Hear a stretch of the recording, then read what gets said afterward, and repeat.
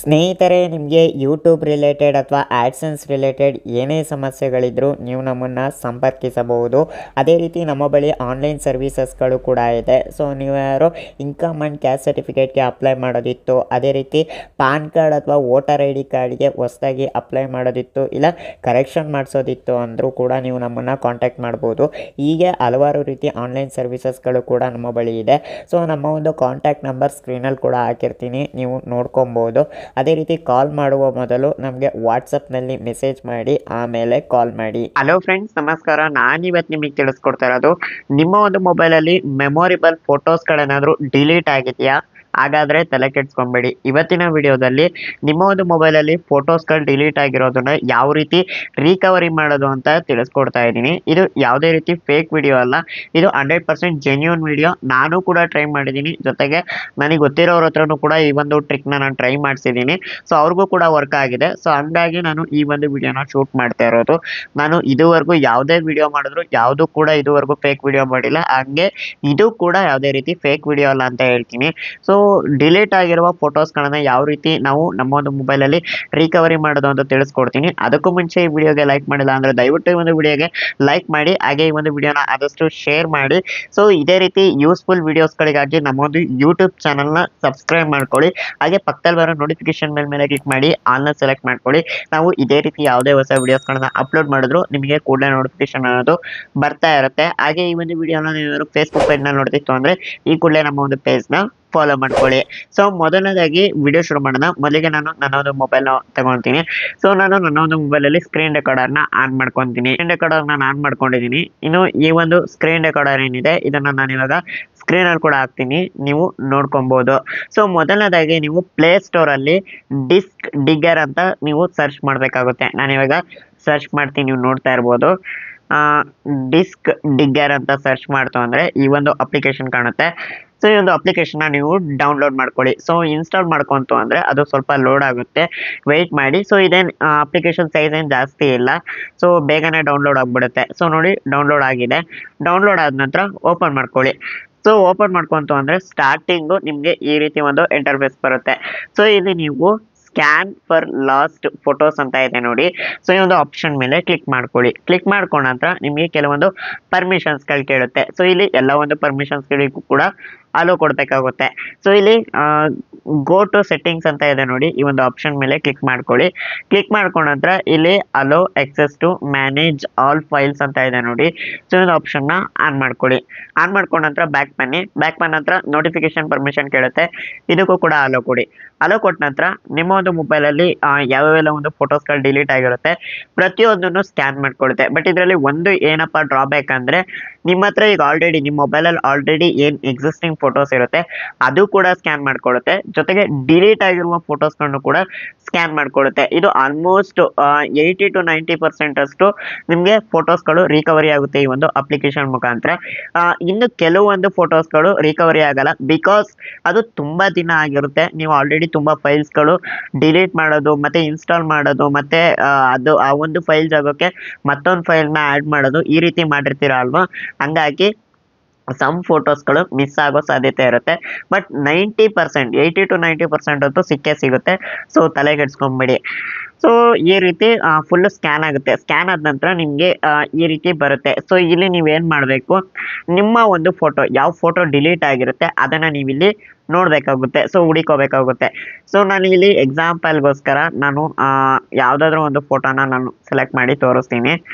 So ಇಲ್ಲಿ ನಾನು ಹುಡುಕ್ತಾ ಇದ್ದೀನಿ ನೋಡಿ, ನನ್ನ ಮೊಬೈಲಲ್ಲಿ ಈಗ ಆಲ್ರೆಡಿ ಇರೋ ಫೋಟೋಸ್ಗಳು ಇದರೊಳಗೆ ತೋರಿಸ್ತಾ ಇದೆ, ಜೊತೆಗೆ ಡಿಲೀಟ್ ಆಗಿರುವ ಫೋಟೋಸ್ಗಳನ್ನು ಕೂಡ ಇಲ್ಲಿ ತೋರಿಸ್ತಾ ಇದೆ.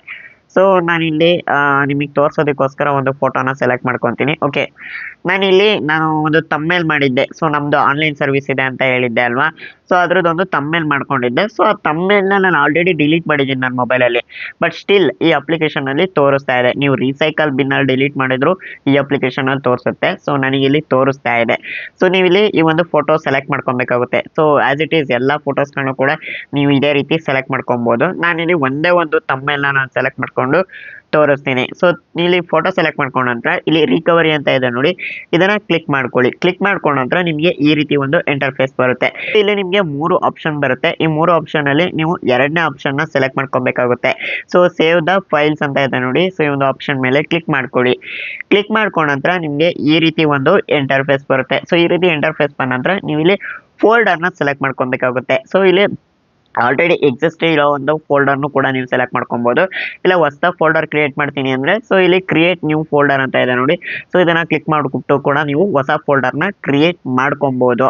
ಸೊ ನಾನು ಆಲ್ರೆಡಿ ಎಕ್ಸಿಸ್ಟಿಂಗ್ ಇರೋ ಫೋಲ್ಡರ್ನೇ ನಾನು ಸೆಲೆಕ್ಟ್ ಮಾಡ್ಕೊತೀನಿ. ಯಾವ್ದಪ್ಪ ಅಂದ್ರೆ ಪಿಕ್ಚರ್ಸ್ ಅಂತ ಇದೆ ನೋಡಿ, ಈ ಒಂದು ಫೋಲ್ಡರ್ನ ನಾನು ಸೆಲೆಕ್ಟ್ ಮಾಡ್ಕೊತೀನಿ. ಸೆಲೆಕ್ಟ್ ಮಾಡ್ಕೊಂಡ ನಂತರ ನಿಮಗೆ ಈ ರೀತಿ ಬರುತ್ತೆ. ಸೊ ಇಲ್ಲೂ ಕೂಡ ನನಗೆ ಸಾಕಷ್ಟು ಫೋಲ್ಡರ್ಸ್ಗಳಿದೆ, ಬಟ್ ಇದು ಯಾವುದಕ್ಕೂ ನಾನು ಸೇವ್ ಮಾಡಲ್ಲ, ಡೈರೆಕ್ಟ್ ಪಿಕ್ಚರ್ಸ್ ಫೋಲ್ಡರ್ಗೆ ಸೇವ್ ಮಾಡ್ತಾ ಇದ್ದೀನಿ. ಹಂಗಾಗಿ ನಾನಿಲ್ಲಿ ಯೂಸ್ ದಿಸ್ ಫೋಲ್ಡರ್ ಅಂತ ಇದೆ ನೋಡಿ, ಈ ಒಂದು ಆಪ್ಷನ್ ನ ಸೆಲೆಕ್ಟ್ ಮಾಡ್ಕೊಳ್ಳಿ. ಸೊ ನಾನು ಕೂಡ ಇದೇ ಆಪ್ಷನ್ ನ ಸೆಲೆಕ್ಟ್ ಮಾಡ್ಕೊತೀನಿ.